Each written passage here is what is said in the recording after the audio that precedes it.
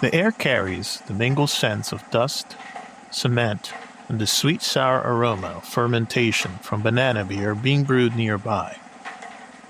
We are in Kigali in February 1995.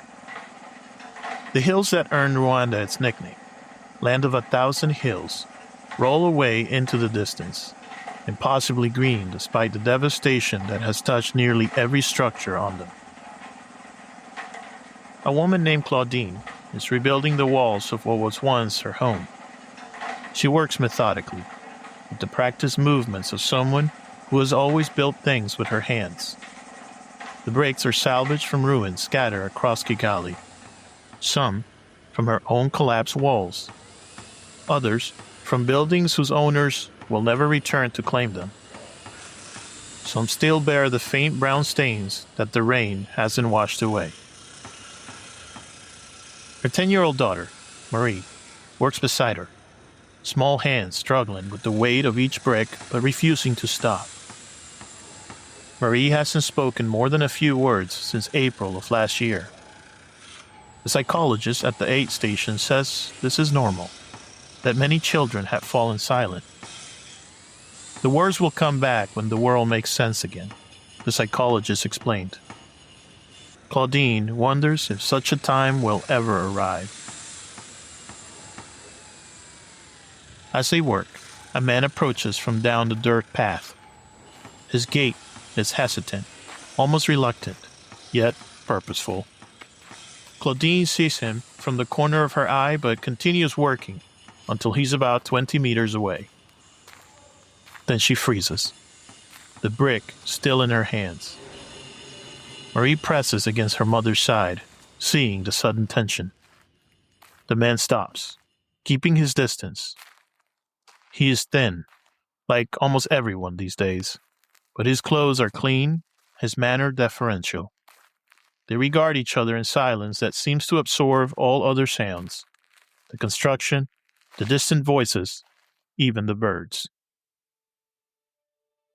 "I was there," he finally says, his voice barely carrying the distance between them. "And they killed your family. I didn't stop them. I watched. I stood at the back of the crowd." The brick trembles slightly in Claudine's hands. For a moment, it seems like she might throw it, might crush this confession where it stands. Her daughter's fingers dig into her skirt. Instead, Claudine takes the brick carefully on the growing wall, each movement deliberate, controlled. "I know," she says, her voice flat. "I saw you there, standing behind the men with machetes. You were wearing a blue shirt. You didn't cheer like the others, but you didn't help us either." The man's eyes drop to the ground. "No," he says, "I didn't." "My husband," Claudine continues, each word precise as the brick she lays, "called your name before they cut him. He called to you because you had shared Wakwa together the week before. He thought you might help." The man's shoulders curve inward as though her words carry physical weight. "I remember," he says. Another silence stretches between them, filled with unspoken details both remember with perfect clarity. Not forgiveness, not yet, perhaps not ever, but something else.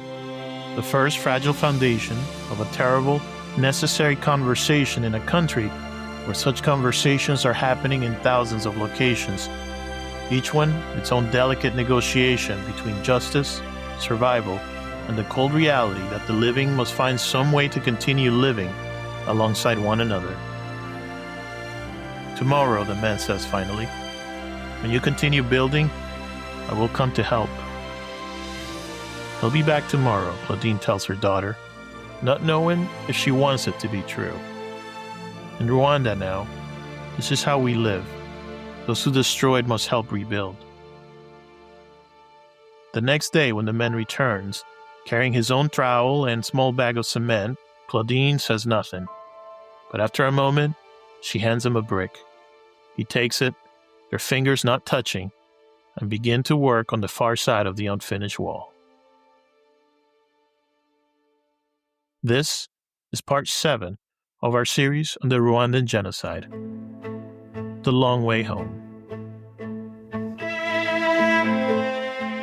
You know how they say you can't understand someone until you walk a mile in their shoes? Well, I'd argue you can't understand a nation until you've walked through its history. Not just the highlight reel or the sanitized version you find in textbooks. I mean really getting into its DNA. Those defining moments that shaped everything that came after.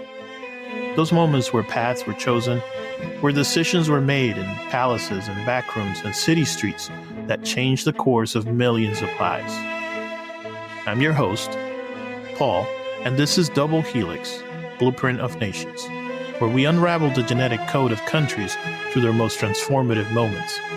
Think of it like ancestry testing, but for entire nations. We dig deep into the historical DNA, finding those crucial moments that made countries who they are today.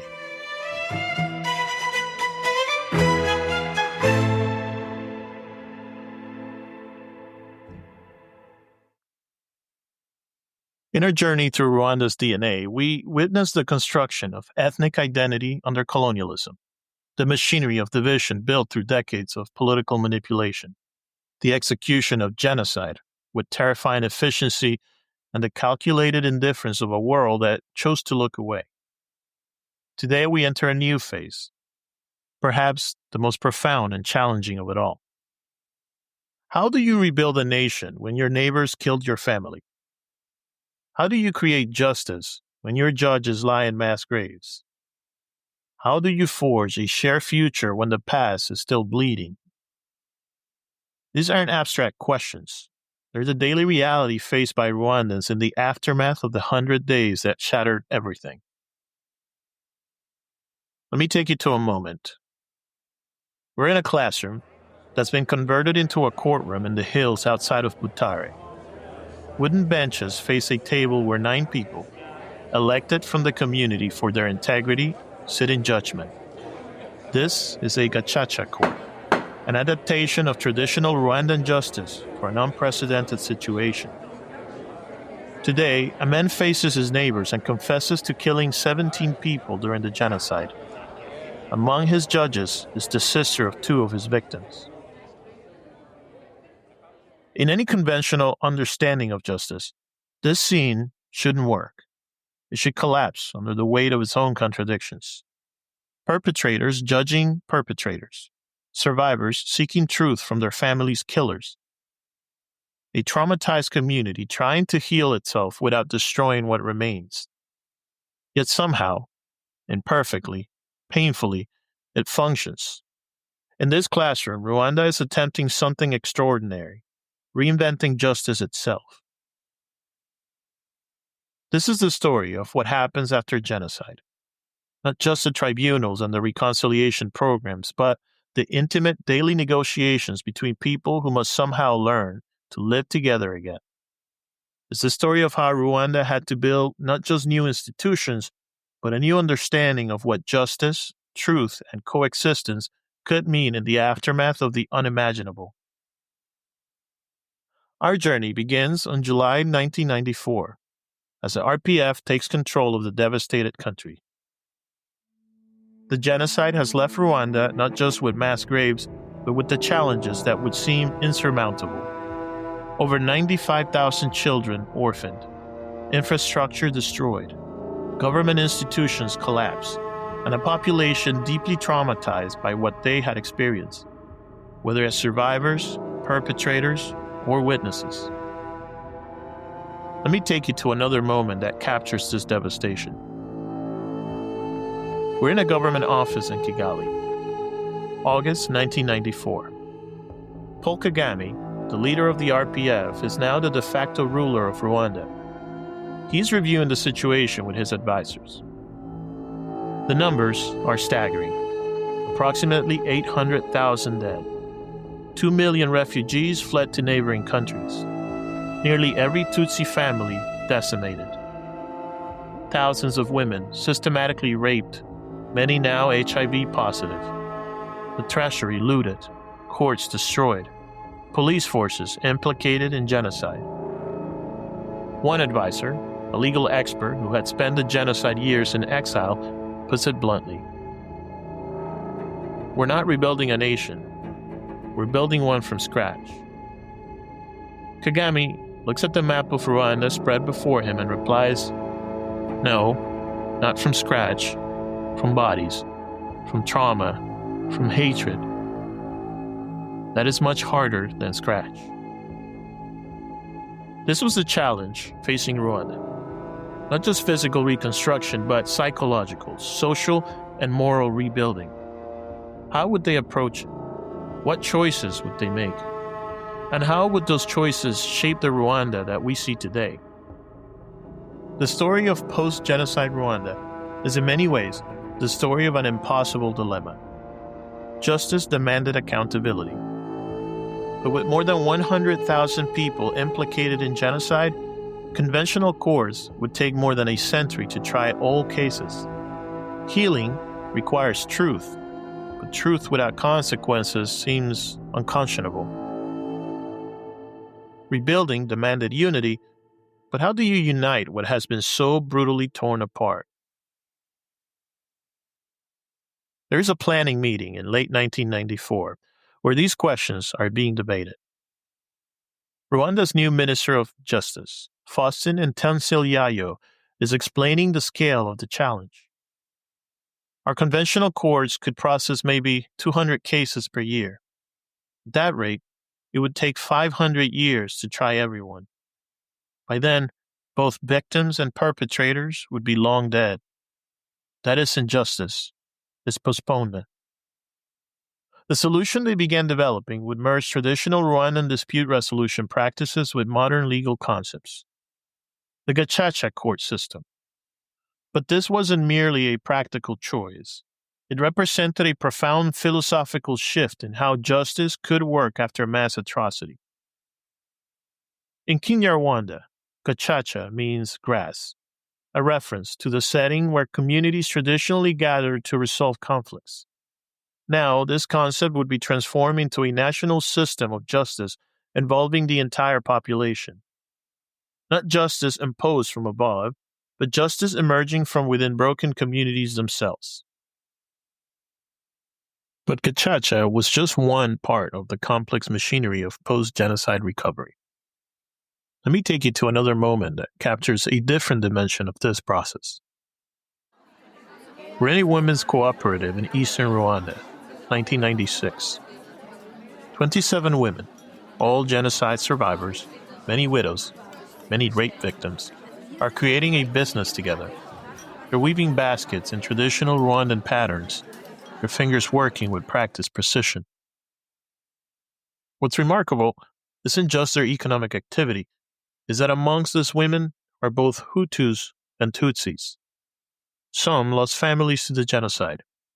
Others had husbands who participated in the killing. Yet, here they sit, side by side, their conversation sparse but functional. Their shared work creating something neither could manage alone. One woman explains it with stark simplicity. "My husband is dead. Her husband killed him before fleeing to Congo. Neither of us can feed our children alone. So, we work together. Is it friendship? No, but it's surviving." This is the complex reality of post-genocide Rwanda. Pragmatic coexistence preceding true reconciliation. Necessity driving proximity that emotion could never achieve. It's messy, uncomfortable, incomplete, and yet, in its way, remarkable.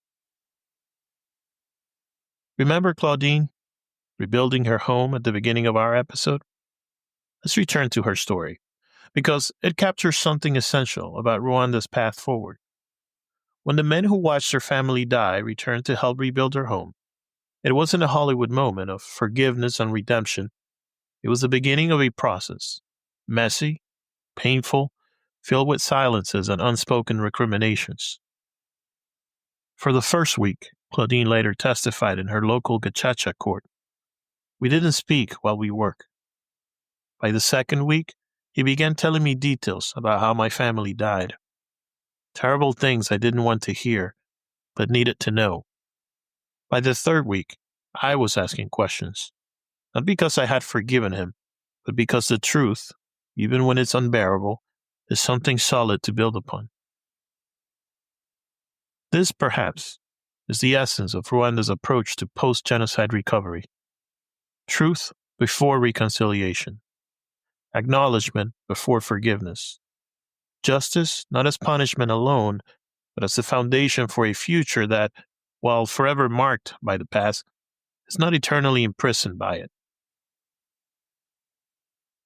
But there's another dimension to Rwanda's recovery that we must examine, the political one. The RPF government, led by Paul Kagame, faced an extraordinary challenge: how to build a functioning state within the ashes of genocide while preventing its recurrence. The choices made in those early days would shape Rwanda's trajectory in profound ways, creating both remarkable successes and troubling contradictions. Let me take you to a cabinet meeting in early 1995. Kagame is addressing his ministers about the government's approach to ethnicity. From now on, he says, there are no Hutus or Tutsis in Rwanda. There are only Rwandans. Classifications that were used to divide us are now forbidden. We will not record ethnicity on ID cards. We will not teach it in schools. We will build a national identity that transcends the categories that were used to destroy us. This policy, the official erasure of ethnic identification, represents one of the most radical approaches to post-conflict identity management in modern history. On the one hand, it directly addresses the colonial classifications that enabled genocide. On the other, critics would argue it creates a different kind of silence, one that makes discussing ongoing ethnic tensions nearly impossible. A human rights activist reflected, "We went from a country where ethnicity was everything to one where ethnicity is nothing, at least officially. But people don't forget who is who. The silence doesn't erase memory. It just pushes it underground." This tension between remarkable progress and troubling constraint runs through everything in post-genocide Rwanda. The country has achieved extraordinary economic growth, with GDP increasing threefold since 1994. Infrastructure has been rebuilt. Health outcomes have improved dramatically. Women hold more than 60% of the parliamentary seats, the highest percentage in the world. Yet, political opposition is tightly controlled. Media freedoms are limited, and critics of the government often find themselves marginalized or even worse. As one Rwandan intellectual put it, we have safety, stability, economic growth. After what we experience, these are not small things. But what about the space to disagree, to criticize, to remember differently? These questions remained unanswered.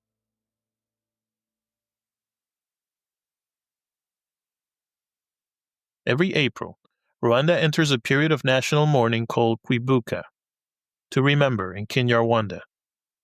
For 100 days, the same length as the genocide, the nation engages in organized commemoration. Let me take you to one such ceremony, at the Nyamata Memorial Church, where more than 10,000 people were killed. Survivors and perpetrators sit side by side. Some perpetrators have served their sentences and returned to communities. Others receive amnesty for confessions through the Gacaca courts. The ceremony involves testimonies, songs, prayers from different faiths. There are no ethnic labels used anymore, only those who were targeted and those who participated. The official narrative is one of unity, of looking forward while honoring the dead. But afterwards, in private conversations, the complexity emerges. A survivor confides, "I sit next to men who killed my family. I listen to official speeches about reconciliation. I participate because what choice do I have? Rwanda is too small for us to live separately.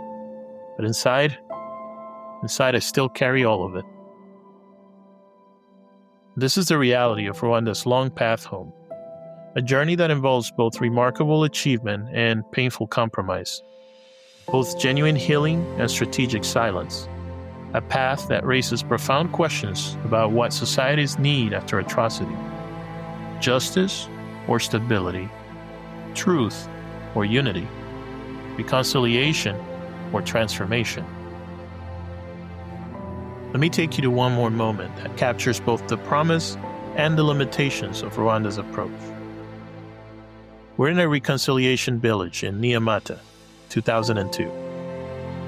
These planned communities, created by the nonprofit organization Prison Fellowship Rwanda, house genocide survivors alongside perpetrators who have confessed, served sentences, and asked forgiveness from victims' families.